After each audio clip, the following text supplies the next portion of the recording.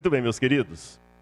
Eu quero falar com vocês um pouquinho sobre o fim do cativeiro. Choro ou celebração? Alegria ou tristeza?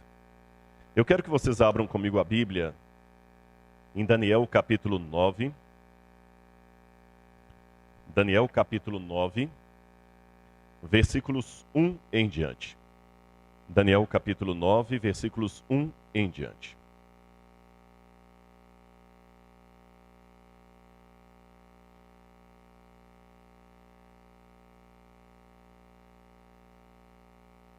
Todos encontraram? Então vamos lá. No primeiro ano do reinado de Dario, filho de Assuero, da linhagem dos Medos, que foi constituído sobre... Vou ler de novo. No primeiro ano do reinado de Dario, filho de Assuero, da linhagem dos Medos, que foi constituído rei sobre os caldeus, no primeiro ano do seu reinado, eu, Daniel, entendi pelos livros que, de acordo com o que o Senhor havia falado ao profeta Jeremias, a desolação de Jerusalém iria durar 70 anos. Voltei o rosto ao Senhor para o buscar com oração e súplicas, com jejum, vestido de pano de saco e sentado em cinza. Fique com a Bíblia aberta. Eu poderia falar várias coisas desse texto aqui. O livro Santificação de Ellen White tem um capítulo inteiro falando sobre a oração de Daniel. E algumas coisas que me chamam a atenção ali, em primeiro lugar, é como Daniel faz a sua confissão perante Deus. Irmãos, eu estou para gravar um vídeo, eu tenho um canal no YouTube, toda semana eu coloco um vídeo lá, e um vídeo que eu quero colocar no YouTube, estou pensando mais ou menos, título provisório, a única razão para você sair da igreja. Tem uma razão que você deve sair da igreja.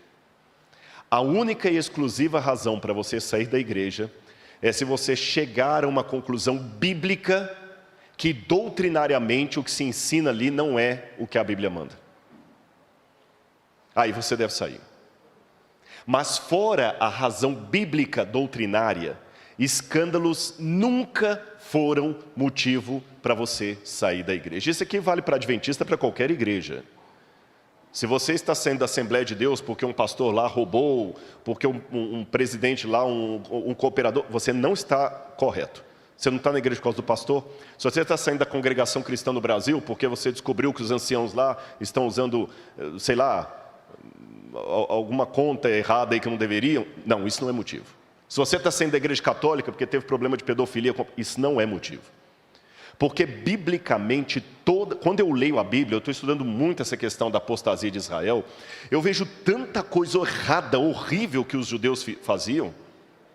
Você tinha rei mandando queimar o filho dele a Moloch, que é coisa pior do que isso. Eu acho que por pior que seja a situação de uma igreja, eu nunca vi, seja da adventista, da católica ou da presbiteriana, um pastor que queimou o filho dele num altar pagão na frente da igreja. E em Israel você via reis fazendo isso. E nenhum profeta mandou o povo sair do meio de Israel. O cristianismo só saiu do judaísmo quando doutrinariamente tornou-se insustentável permanecer no judaísmo, porque a essência da mensagem do Novo Testamento é reconhecer Jesus como Messias. Como eles não reconheciam Jesus como Messias, essencialmente não dava mais para ficar ali. Ficou claro isso para os irmãos? Mas o cristianismo não saiu do judaísmo por causa das coisas erradas que havia no judaísmo. E aqui eu pego Daniel como exemplo. Israel falhou, Judá falhou. E eu faço uma pergunta retórica para vocês. Por que veio o cativeiro da Babilônia? Numa resposta simples, de escola sabatina ou dominical. Por que Deus mandou Nabucodonosor? Por causa da fidelidade do povo? Por causa da desobediência. Perfeito. Daniel estava desobediente? Daniel estava idólatra? Daniel estava infiel? Mas ele foi para o cativeiro. A primeira pergunta que eu faço ao ler o livro de Daniel é: eu estou disposto a permanecer junto ao povo de Deus, mesmo que eu sofra as consequências do pecado do povo de Deus, dos quais eu não participo? Ou eu sou santo demais para fazer parte do povo de Deus? Ao que me consta, irmãos, não estou aqui querendo defender nenhum erro das igrejas, Mas, segundo a parábola de Jesus, o trigo e o joio deveriam crescer separados até a volta de Jesus. Ah, não é separados? É juntos? Ah, então eu vou pedir um favor, avisem isso para alguns aí que não vêm mais para a igreja, que não suportam os erros da igreja. Eles são trigo, e não vêm para a igreja porque eles não querem crescer junto com o joio.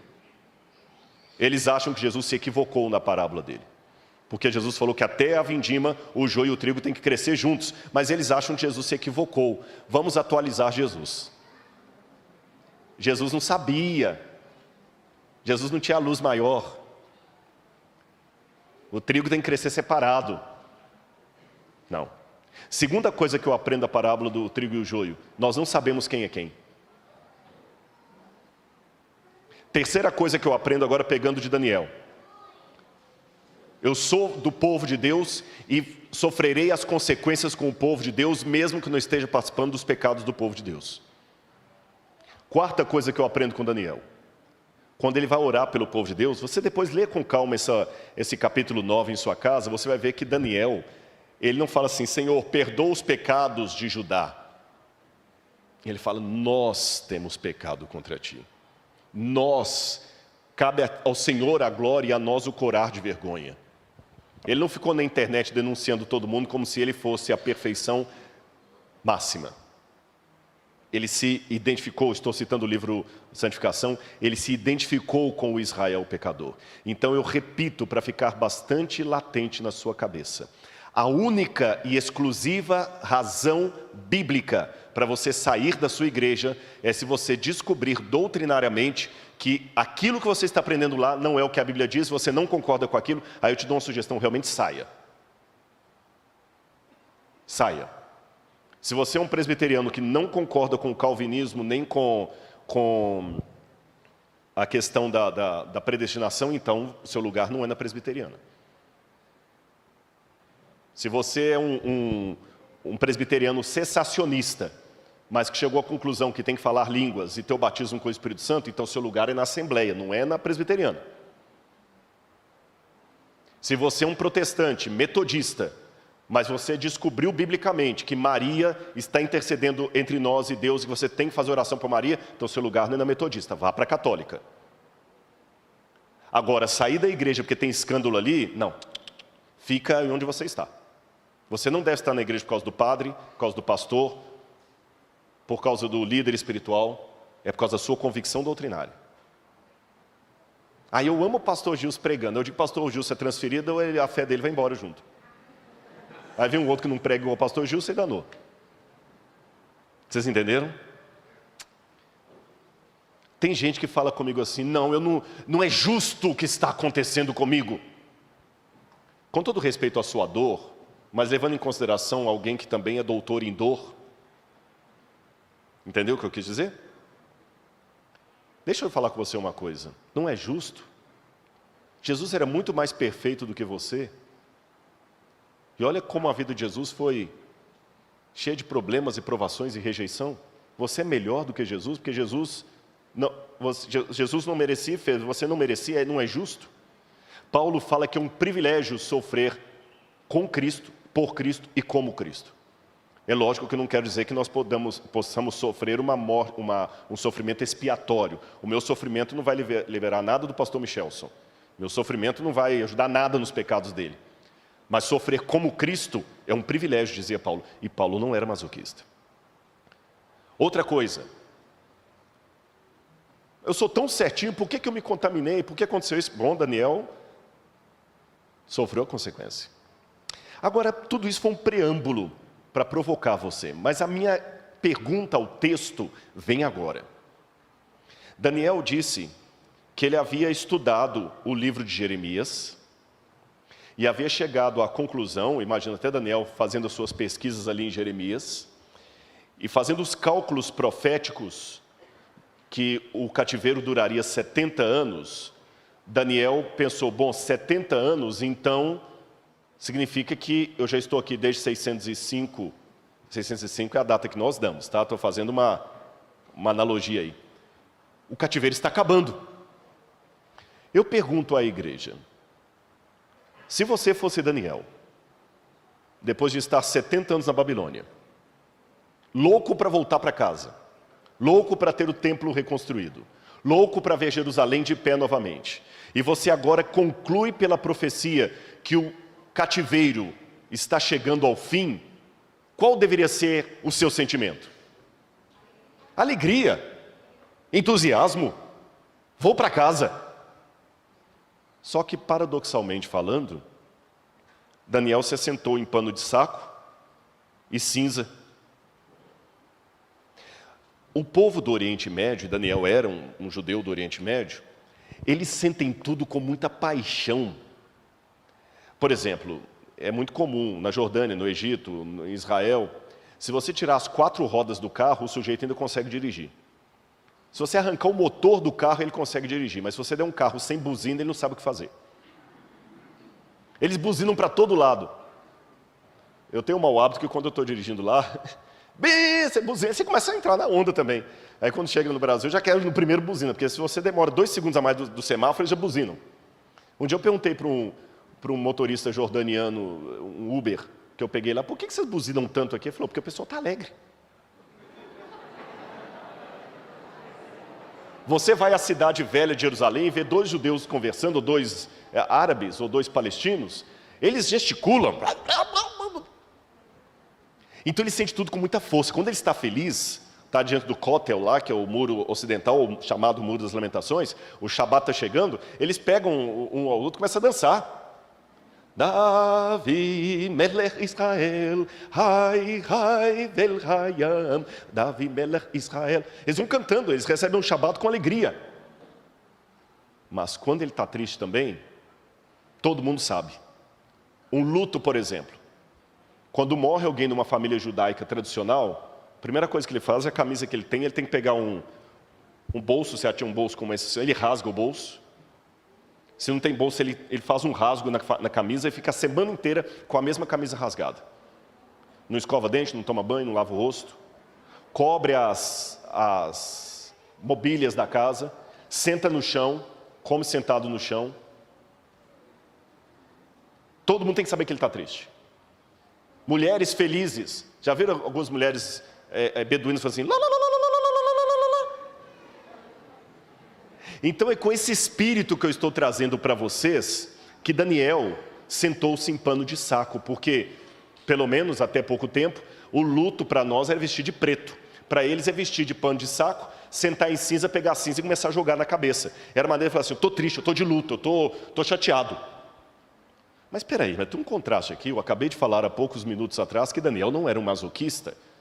Só que diante de um motivo para comemorar, ele entra em depressão. Por quê?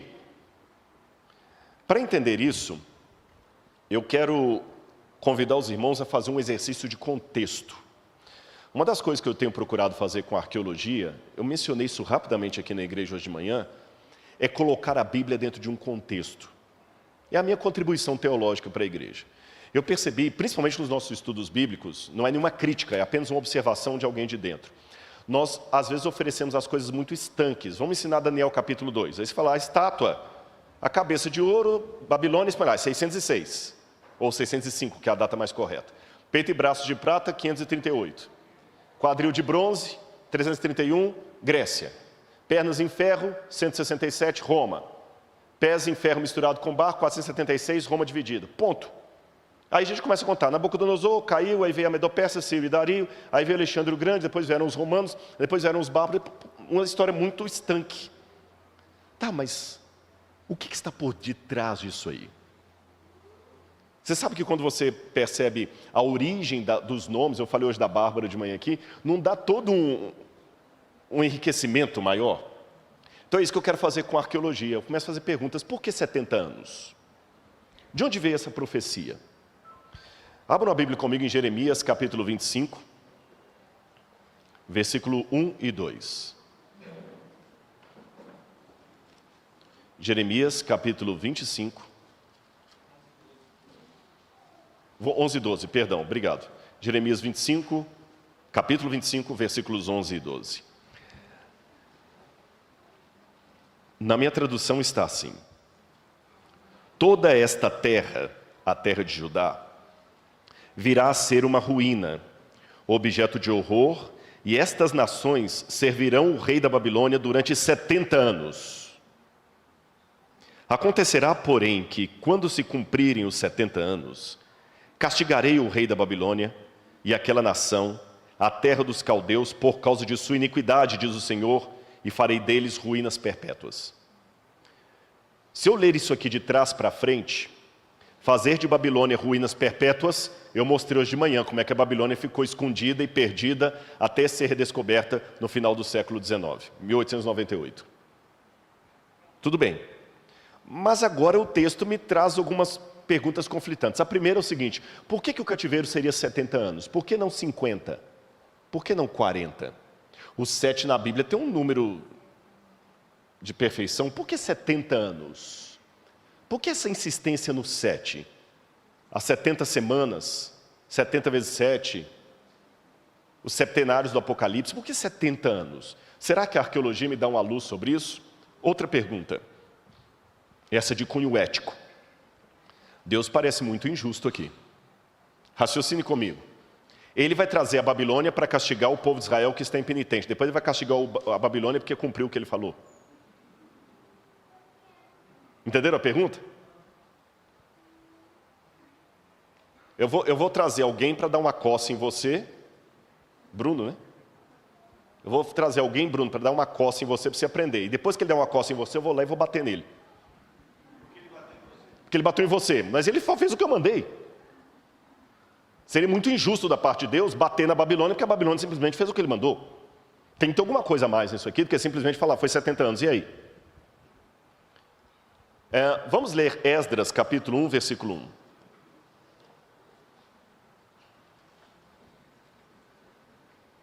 Esdras, capítulo 1, versículo 1.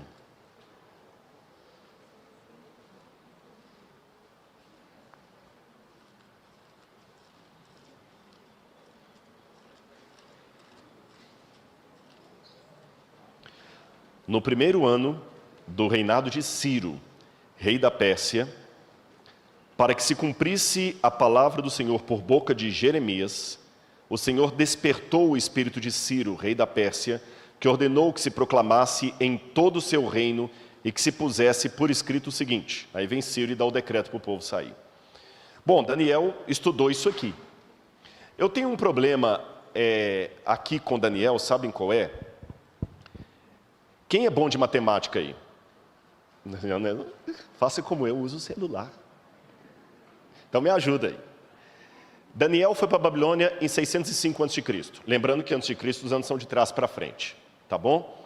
Os persas tomaram a Babilônia em 538. Então quanto que dá 605 menos 538?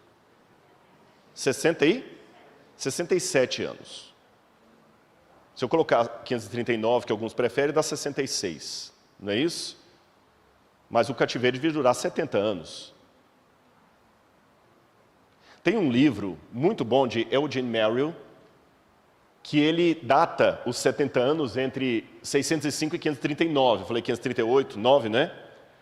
Esse livro é fantástico, mas essa nota aqui eu não gostei. O livro é bom, recomendo, mas essa nota eu não gostei. Olha a nota dele. Este é, obviamente, um número redondo, já que o cativeiro foi de apenas 66 anos. Mas o número é próximo o suficiente para Daniel usá-lo. A referência a 70 anos em Zacarias 1:12 e 7:5 se aplica ao período diferente, aquele entre a destruição do templo e a sua reconstrução. Realmente, em Zacarias, os 70 anos que fala ali não é o mesmo do cativeiro. Mas, de novo, repete os 70 anos. Mas será que as profecias de Deus são arredondamentos? Quase lá? Não, não gostei. Então, como é que a gente explica isso? Já leu o texto de Esdras? Eu tenho duas maneiras de entender isso aqui. Eu posso pegar que o cativeiro começou em 605, mas estender os 70 anos até 535. Por que 535? Porque em 539 ou 538, os persas tomaram a Babilônia. Porém, só 2 anos depois é que Ciro assumiu o controle da cidade. Ele deixou Góbrias no lugar deles. Alguns pensam que o Góbrias, que ficou cuidando da Babilônia, seria o Dario mencionado no livro de Daniel. Vocês entenderam? Então eu já tenho 2 anos a mais que os judeus ainda ficaram na Babilônia, mesmo depois que os persas dominaram a cidade. Em outras palavras, os persas não dominaram a cidade numa terça-feira e os judeus foram libertos na quarta. Eu tenho que estender mais 2 anos ali. E além desses 2 anos, o tempo que o decreto saiu, eu tenho que jogar um pouquinho mais, então os 70 anos são de fato quando o povo sai da Babilônia, e não necessariamente quando ela caiu nas mãos dos persas. É uma possibilidade.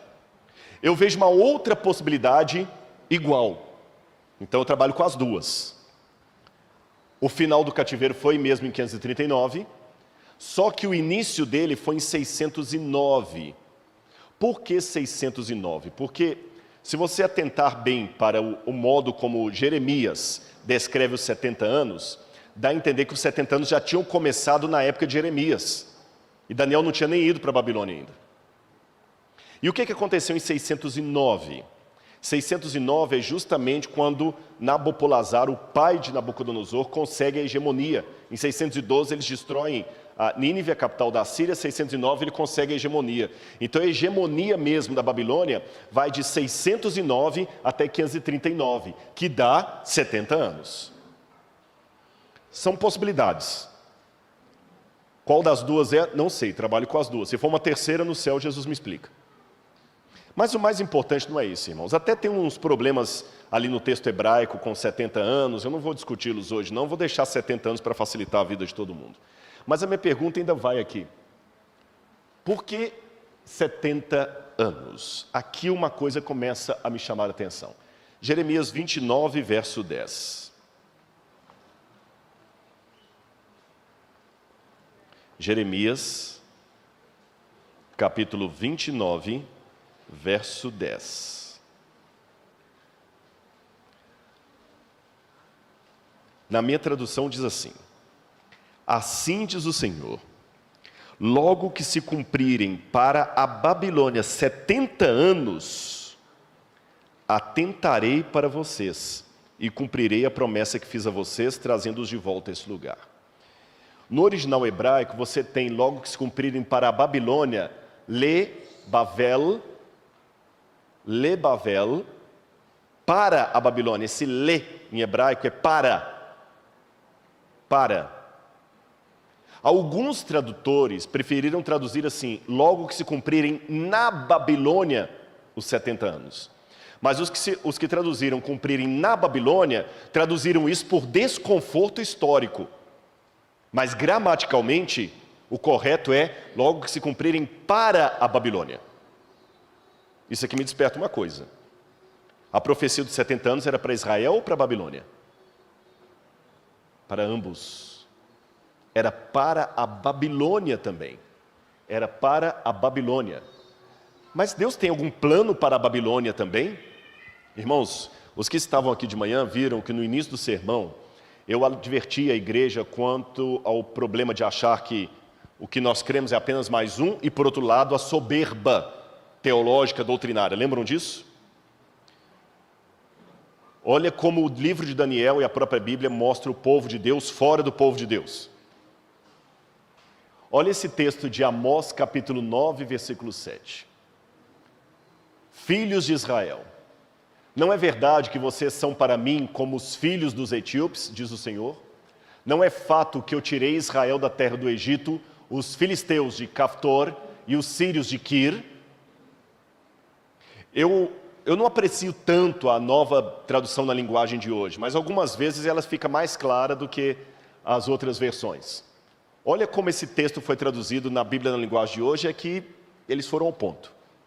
O Senhor Deus diz: povo de Israel, eu amo o povo da Etiópia tanto quanto amo vocês. Assim como eu trouxe vocês do Egito, eu também trouxe os filisteus da ilha de Creta, Creta é Caftor, e os arameus, os sírios, da terra de Quir. Você já parou, você que fez o seu ano bíblico todo, você parou para prestar atenção no que esse texto está dizendo? A gente só prega do Êxodo e fala da festa da Páscoa relacionado ao modo como Deus, com mão poderosa, tirou o povo escolhido do Egito. E na soberba intelectual ou teológica, nós somos o povo da promessa. Am Havrit, o povo da aliança. Deus nos tirou do Egito, porque Deus tem um plano para nós. Aí vem o profeta Amós, inspirado por Deus, e quebra as minhas pernas, mostrando assim, não, você está enganado. A Páscoa comemora o modo como eu tirei vocês do Egito. Mas do modo como eu tirei vocês do Egito, eu tirei os sírios, os filisteus de Caftor e os sírios de Quir. Vocês perceberam o paralelismo ali? Você já parou para pensar que o milagre do Êxodo repetiu-se, não daquele mesmo jeito, mas eu digo assim, como ação divina, o milagre do Êxodo aconteceu com um povo que era até inimigo do povo de Israel? Ora, se Jesus falou, amai vossos inimigos e orai pelos que vos perseguem, ele seria um incoerente se ele mesmo não colocasse isso em prática. Porque Jesus falou assim, se vocês só amam aqueles, se vocês só saúdam aqueles que vos amam, que benefício vocês fizeram? Os ímpios fazem a mesma coisa. Portanto, eu vos digo, orai pelos vossos inimigos e orai pelos que vos perseguem. Será que ele mesmo não faria isso? Será que ele só tem um plano para ajudar Israel, ele não tem um plano para a Babilônia e para os outros? Isso quebrou a perna de tal maneira, principalmente conceituando que os filisteus eram quem? Inimigos perversos do povo de Israel. E os sírios? Pior ainda, os sírios se ajuntaram com o reino do norte para tentar destruir Jerusalém. Os arameus eram os babilônios, ancestrais dos babilônios. Olha que coisa interessante. Será que Deus está apenas aqui? Acho que é aquele corinho, o Senhor está aqui. Deve ter um complemento. O Senhor está ali. Deus não é propriedade exclusiva minha. Tá certo? Eu não tenho a patente de Deus no CNPJ da igreja. Isto não significa relativizar o povo da promessa, isso não significa relativizar o povo do concerto, mas significa reconhecer através da Bíblia, através do livro de Daniel, que Deus tem povo fora do povo. Não podemos esquecer disso. Com isso em mente, o que eu entendo? Os 70 anos era uma profecia também para os babilônios. E me chama a atenção, irmãos, que esse número 70, eu não vou dissertar sobre eles aqui hoje, porque eu gastaria muito tempo. E o pastor já me advertiu, se passar de 1 hora é pecado contra o Espírito Santo. Aí eu já cantei assim, descontando o tempo. Sabe quando você sai com a namorada assim e fala assim, eu tenho 10 reais aqui, dá para comprar um picolé, um sorvete e sobra 2 reais para pegar um mototáxi. Eu vou mostrar para vocês, o número 70, ele tem um monte de textos babilônicos acadianos. E lembra quando de manhã eu falei como é que a arqueologia ajudou a abrir o contexto do livro de Daniel? Pois eu vou mostrar a vocês uma coisa curiosa. Esse que vocês estão vendo aí é Esarhaddon. Esarhaddon é mencionado na Bíblia. Você tinha, na época do reino de Sargão, o Império Neo-Assírio, você tinha Sargão, o terrível Sargão, que é mencionado no livro de Isaías. Aí Sargão foi morto. Aí o filho mais novo dele, Senaqueribe, Sargão era filho de Senaqueribe. Aí depois veio Esarhaddon, perdão, confundi tudo, vamos começar de novo. Você tinha Sargão, você tinha Senaqueribe, aí você tem Esarhaddon. E depois você tem Assurbanipal. Entenderam a lógica? Sargão, Senaqueribe, Esarhaddon e depois Assurbanipal. Aí aconteceu o seguinte, o Senaqueribe, o mesmo Senaqueribe que chegou em Jerusalém, quando o rei Ezequias era rei de Jerusalém, e cercou Jerusalém, e Ezequias desesperado começou a dar ouro para o rei, o mesmo Senaqueribe que humilhou Ezequias, que escreveu numa estela comemorativa assim, quanto a Ezequias, eu o prendi em Jerusalém como se prende um pássaro numa gaiola. Exatamente como Isaías falou que iria acontecer, porque Isaías falou para para o rei Ezequias: não confia no Egito e na Etiópia, confia em Deus. Ele confiou no Egito e na Etiópia, veio Senaqueribe e quase acabou com ele. Esse mesmo Senaqueribe, rei da Assíria, devastou a cidade de Babilônia. Eu vou resumir em 2 minutos a história da Babilônia e você vai entender. As primeiras civilizações do mundo pós-diluvianas aconteceram na região da Mesopotâmia, ali onde estão o rio Tigre e Eufrates, atual Iraque e Síria. Ali surgiram as cidades de Ur, de onde veio Abraão, Erech, Eridu, Lagash. As primeiras civilizações surgiram ali. Aqui no sul, na África, surgiu o Egito. Então você tinha uma superpotência aqui, que era o Egito, e os sumérios lá em cima. Os sumérios eram tão poderosos que os sumérios inventaram a escrita, a matemática, o número, a cidade, a roda, a agricultura, o comércio, o dinheiro. Tudo isso foram os sumérios que inventaram. E quando os sumérios entraram em decadência, os elamitas tomaram o poder. E de um ramo dos elamitas surgiram os babilônios, onde vem a fundação de Babel. Babel foi fundada nessa região aí. Aí vieram os babilônios. E teve uma época que os babilônios foram muito poderosos na região. Por volta de 1750 a.C., havia um rei babilônio chamado Hammurabi, que escreveu leis que até hoje são comentadas no mundo. Sabe aquela lei de Moisés, olho por olho, dente por dente? Isso está no Código de Hammurabi, escrito 300 anos antes de Moisés. Só que a Babilônia caiu. Por que a Babilônia caiu? Porque os assírios tomaram o poder. E os assírios ficaram dominando, e a Babilônia foi só uma província da Assíria. E a Babilônia sofria na mão da Assíria, assim como Judá sofria também na mão dos assírios. Durante todo esse tempo que você lê na Bíblia lá, os assírios vindo, impondo pesado tributo sobre os judeus e tudo mais, os babilônios sofriam a mesma coisa. Só que quando Esarhadon assumiu o poder, o pai dele, Senaqueribe, tinha destruído a Babilônia. Acabou com a Babilônia. Aí quando ele assumiu o poder, isso em 681 a.C., ele resolveu reconstruir a Babilônia. Sabem por quê? Esarhadon se converteu a um deus babilônio, Marduk. E rolava uma profecia lá na época. Lembra que eu falei de colocar a Bíblia no contexto? Estou colocando no contexto. Hoje eu brinquei aqui com o aniversário do pastor, né? Por que eu estou falando 62? Tinha um contexto aquilo ali. Quando você entende o contexto, faz sentido. Você está rindo, né, Miriam? Qual que é o contexto? Raciocina comigo. Havia uma profecia que a Babilônia ficaria desolada por 70 anos.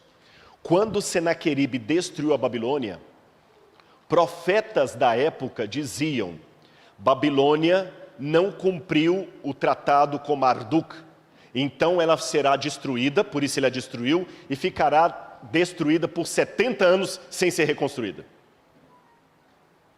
Querem ver o original dessa profecia? Sim ou não? Vou mostrar para vocês. Olha essa pedra aqui, ó. Eu vou mostrar, 680 a.C. Deixa eu ver aqui. Aqui, ó. Está em pedaços. Essa profecia está repetida em 3 tabletes cuneiformes, 3 inscrições cuneiformes. Esse prisma aqui é um deles. E uma parte do prisma diz assim, olha: 70 anos como período da sua desolação, de Babilônia. Ele, Marduk, escreveu no livro do destino. Mas, aqui quem está falando já é Esarhadon. Diz que toda a verdade vem depois do mas. Só para eu ficar bem claro, eu sou professor e eu gosto de ter didática. Tá redondo o que eu estou falando para vocês? Tá didático? Tá dando para entender? Senaqueribe fez o quê? Destruiu Babilônia. Senaqueribe era rei de onde? Da Síria. E junto com a destruição de Babilônia havia uma profecia que Babilônia ficaria desolada por quanto tempo? 70 anos. Aí depois que Senaqueribe passou, Esarhadon assumiu o poder. E ele se converteu ao deus Marduk. E a primeira coisa que Esarhadon fez foi reconstruir a Babilônia. Aí o Esarhaddon mandou fazer uma atualização da profecia. Atualizar a profecia. E como é que ele atualizou a profecia? 70 anos como período de sua desolação, ele, Marduk, escreveu no livro do destino. Mas o misericordioso Marduk, num momento em que seu coração estava em paz, virou o livro de cabeça para baixo, e o 11º ano foi ordenado a sua restauração. Eu fiquei com um pouco de dificuldade de entender isso, porque os números são diferentes, mas eu encontrei recentemente com o pastor Gustavo Assis, que foi meu aluno, negócio fazendo doutorado justamente em língua cuneiforme e tudo mais, e falou assim, não, faz um sentido sim. Eu falei, pode ser, eu ainda quero pesquisar um pouquinho isso mais. Mas para explicar fácil para os irmãos entenderem, é o seguinte, vocês sabem que o 9, se eu virar de cabeça para baixo, ele vira o quê? 6. Os números acadianos, o número 1 é como se fosse um preguinho assim. Imaginou um preguinho aqui? É o número 1. Aí vai 1, aí 2 preguinhos 2, 3 preguinhos 3. Vocês entenderam? É assim. Quando você vai fazer o 10, aí você faz só colchete, como é que chama esse sinal assim? Maior ou menor. Sabe o sinal da matemática, maior ou menor? O 10 é assim que você faz. Agora, então o 11 seria o 10,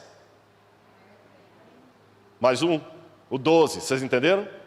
Só que o interessante é que o número 60, para eles, é o mesmo símbolo do número 1. É o mesmo símbolo do número 1. O 61 é o mesmo número. Quando eles querem fazer 70, então eles colocam um preguinho e o número 10. Vira 70. Então, se eu virar 70 de cabeça para baixo, vira 11. Porque aí o 10 vai ficar antes. Vai ficar 10 mais 1. Se você não entendeu, compreenda assim. 9 de cabeça para baixo, vira 6. Então, Marduk, segundo Esarhaddon, deu uma mexida na profecia. Fez os 70 virar 11, de modo que Babilônia pôde ser reconstruída antes do tempo. Ficou claro isso? Agora, o que eu estou contando para vocês, talvez como uma novidade, para o judeu da época de Jeremias, Daniel e Ezequiel, era uma coisa que estava no jornal. Todo mundo estava assistindo isso na Jovem Pan, na CNN. Se Jesus não voltasse daqui a 2000 anos, a gente tem que entender, porque está todo mundo de máscara. Mas quem vive hoje não precisa entender. Está no jornal, todo mundo sabe, tem uma criança. Então, se você tivesse naquela época, o que eu estou contando aqui como uma novidade, seria o assunto do salão, quando você estava cortando o cabelo. Agora imagina, pastor Gilson, 2 judeus em Jerusalém, sendo ameaçada pela Babilônia, e pela Assíria antes da Babilônia, pela Assíria antes, conversando. Pois é, rapaz, você ficou sabendo? Babilônia diz que está linda. Está maravilhosa a Babilônia, diz que tem cada rua lá, meu primo foi para lá semana passada, cidade bonita, prédios bonitos, Babilônia está linda. Onde é que eles estão arrumando dinheiro para isso? Ah, você esqueceu? Há uns 30 anos atrás, meu irmão, Esarhaddon mandou construir a Babilônia de novo. Puxa vida, e a gente aqui pagando imposto para a Assíria. Porque lembra que Israel ficava obrigado a pagar imposto para a Síria? Para a Síria? Imagina então o problema, você está lá no cabelo, no salão, e a gente está conversando. Poxa vida, mas isso aqui não é justo, né? Eu trabalho tanto tempo do ano para pagar imposto para a Síria, que não faz nem o bueiro aqui, e com o dinheiro do meu imposto, os assírios reconstruíram a Babilônia. Isso não é justo. Aí o outro comenta assim, não é justo o Deus de Israel deixar isso acontecer. O que adianta? Eu estou achando que é mais negócio adorar Marduk. Você se lembra do filme A Paixão de Cristo? Eu não sei quantos assistiram. Não tinha uma cena da Paixão de Cristo que Jesus cai, assim, todo ensanguentado, todo espancado, e o demônio aparece assim, acarinhando um anãozinho como se fosse um bebê? A cena já diz tudo. Eu cuido melhor dos meus filhos do que o pai de você. É isso que o diabo faz. Olha, é melhor servir a Marduk. Fazendo um panorama para os dias de hoje. Quantas vezes você fala assim, é melhor eu ter ficado lá fora, porque desde que eu vim para a igreja eu só vou de mal a pior. O sujeito foi para a igreja X lá, está dando testemunho na televisão lá, que ele chegou sem nada, hoje é um empresário. Eu vim para cá, eu perdi, foi o que eu tinha, por causa da guarda do sábado. Qual que é a vantagem que eu estou tendo? Qual que é a vantagem? É melhor ficar lá, os babilônios estão em vantagem sobre nós. Quer saber? Da teoria para a prática. Eu vou passar a adorar Marduk. Não você vai deixar de adorar o Deus de Israel? Não, eu vou adorar os dois, para garantir. Aí Judá começou a receber muita influência da idolatria. Vocês entendem agora por que a idolatria era tão atrativa? Fazia sentido, não pense com a cabeça de hoje não. Você está 2.600 anos atrás, numa barbearia, conversando com os judeus sobre os últimos acontecimentos. Jerusalém não tem dinheiro para pagar nenhuma boca de esgoto, e a Babilônia lá bonita, esplendorosa, porque a Assíria estava mandando dinheiro para a Babilônia. E para piorar a história,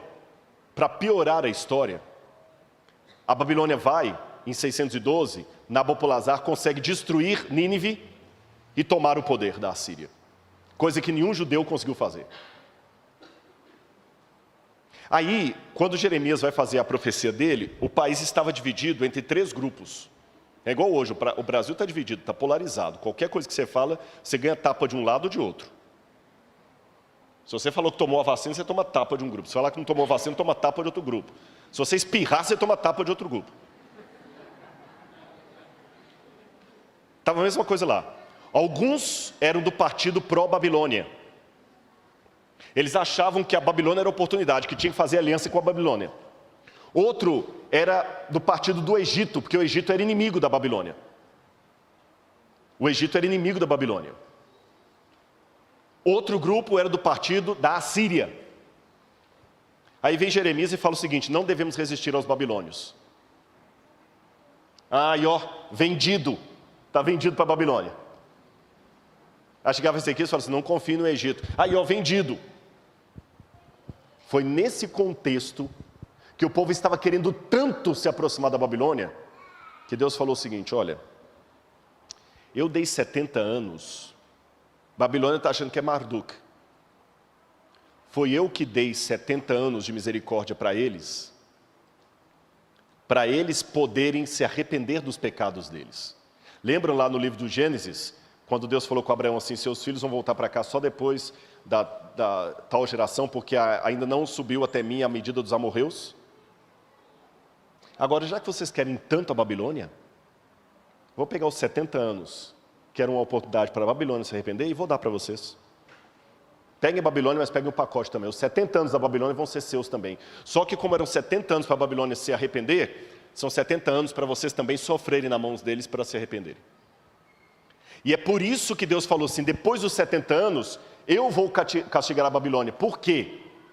Na onisciência, Deus já sabia que os babilônios não iriam se arrepender. Então Deus não castigou a Babilônia por causa do que a Babilônia fez com Israel. Deus castigou a Babilônia por causa do não arrependimento dos babilônios. Entenderam a questão? Aqui estão as outras 2 pedras que contam a reconstrução da Babilônia por ele. Irmãos, Daniel, chegando ao final, ele estava triste por quê? Daniel via que muitos judeus na Babilônia, infelizmente, não tinham entendido a lição. Eles não tinham aprendido o que Deus queria mostrar. Nesse mapa aqui, estão vendo essa parte aqui, perto de Borsipa? Medinah Yehud. Aqui, essa partezinha aqui, ó. Aqui é onde ficava a colônia dos judeus. E há poucos anos atrás agora, foi trazida a público uma coleção de documentos cuneiformes, esses aí, olha, recibos, cartas, contratos, encontrados naquela região que eu mostrei para vocês. E sabe o que eles me revelam? A vida diária dos judeus no cativeiro da Babilônia. Irmãos, isso revelou muita coisa até aterradora. Em primeiro lugar, Nabucodonosor não obrigou todos os judeus a irem para o cativeiro. Alguns ele levou na marra, como Daniel e seus companheiros, mas outros foram voluntariamente. Outra coisa que os tabletes mencionaram: os judeus foram tremendamente prósperos na Babilônia. Até banco eles criaram. Criaram banco, construíram casas, adquiriram propriedades, ficaram ricos, tinham respeito, tinham ouro, tinham prata, tinham tudo que você pode imaginar. A Babilônia era muito boa. A Babilônia era um cativeiro para Daniel. Para outros, o céu é aqui. Não estou discordando da música, não. Estou fazendo uma paródia, vocês entenderam. Essa música é linda, aliás. Estou fazendo só uma paródia. Sabe aquela profecia do Apocalipse, acaba não mundão? Está gostoso demais. Por isso Daniel ficou angustiado. Quando eu vejo esses tabletes, eu começo a entender o motivo da angústia de Daniel. Daniel entendeu que o cativeiro estava acabando, mas se o povo não estivesse preparado, Deus poderia não tirá-los da Babilônia ou fazer algo pior. Irmãos, eu quero terminar minha fala aqui, nós vamos ter um batismo daqui a pouco. Eu quero terminar minha fala aqui com uma coisa que me preocupa muito. Eu falei de manhã, eu não gosto de teoria da conspiração. Eu já falei com vocês, teoria da conspiração é um negócio que vicia. Todo papa é o último papa, todo presidente é o último presidente, tudo é tudo. Deixe-me dar 2 conselhos para vocês. Ou 3. De manhã eu falei, citando o Hernandes Dias Lopes, quando você vai pregar numa igreja, e o pessoal lê o versículo e fecha imediatamente a Bíblia, você vê que eles não estão acostumados a um sermão bíblico. Porque ele nem fica com a Bíblia aberta para conferir. Sermão que cita a Bíblia não é sermão bíblico. Esses dias eu falei num grupo de pastores do qual eu faço parte. Falei assim, olha gente, vamos parar. Vocês notaram que o nome Bolsonaro e Lula está fazendo mais parte do nosso grupo aqui do que Daniel e Jeremias? Quando os nomes vacina, Lula, Bolsonaro, esquerda, direita, fazem mais parte do que você está falando do que Bíblia, tem alguma coisa errada. E cuidado, assim como sermão que cita a Bíblia não é sermão bíblico, a ênfase em coisas de fora não é necessariamente uma ênfase profética. Porque tudo é tudo. Colocaram uma estátua de um bicho esquisito lá na ONU. É a besta do Apocalipse, agora é a besta. Coloca um revolvinho para medir a temperatura. É o sinal da besta, Vacina, é a picada da serpente, é a besta. Esse erro sistemático é um vício que muitas pessoas têm, um tipo de adrenalina, que ele não quer simplesmente pegar a Bíblia e estudar a profecia. O que eu fiz com vocês aqui? Vamos pegar a Bíblia, vamos estudar. Olha isso aqui, significa aquilo. Tem que ter alguma coisa que sacuda. Não é por aí. Então, sem nenhum exagero, eu digo para os irmãos assim, eu não terei tempo para discordar a razão da afirmação que eu vou fazer agora. Mas tem tanta coisa que eu ponho na internet, eles vão assistir e vão entender meus arrazoados. Profeticamente falando, e socialmente falando, o mundo tem hoje condições do decreto dominical e os eventos finais do Apocalipse acontecerem num prazo de talvez 10 anos, ou menos. Há condições estruturais para isso. Há. Nós temos hoje condições no mundo proféticas e situacionais para que essas crianças aqui não cheguem a virar adolescentes. Porém, eu coloquei de propósito a foto do Waze. Quando você coloca no Waze o seu ponto de destino, o Waze dá, você chegará ao seu destino em 1 hora e 40 minutos. Mas se no meio do caminho eu paro no posto de gasolina, vou numa loja de conveniências para fazer um lanche, pego uma rota errada, paro para tirar uma foto, ou acontece um acidente, o que acontece com o Waze? Ele vai reatualizando. E aquela 1 hora e 40 vira 2 horas e 10, 2 horas e 15.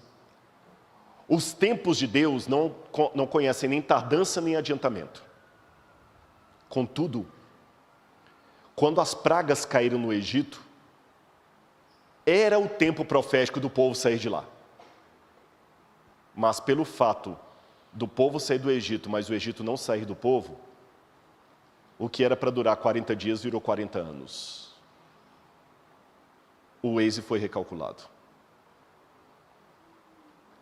É com esse espírito que eu digo, hoje temos condições proféticas e situacionais para em 10 anos estar tudo resolvido.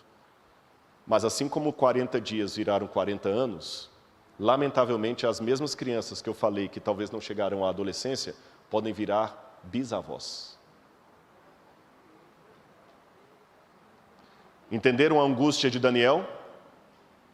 Entenderam a minha angústia? Daniel, estudando Jeremias, sabia que o tempo era aquele. Mas se o povo não estivesse preparado, Deus podia reter os 4 anjos, como muitas vezes talvez fez no passado. Eu tenho minha decisão ao lado de Cristo. Senhor, eu estou no meio do teu povo. E eu sempre sou cavaleiro com a minha esposa, ela sabe disso. Mas só tem um lugar que eu não vou dar a frente para ela. É no que diz respeito à salvação. Aí não tem como. Nem seu filho você pode amar mais do que a Deus. Nem o seu marido. Nem seu namorado. Ninguém. Fique no meio do povo de Deus. Não se sinta superior, porque você acha que é Daniel no meio dos corruptos. Aceite pagar a consequência, mas anseie a volta de Jesus mais do que tudo.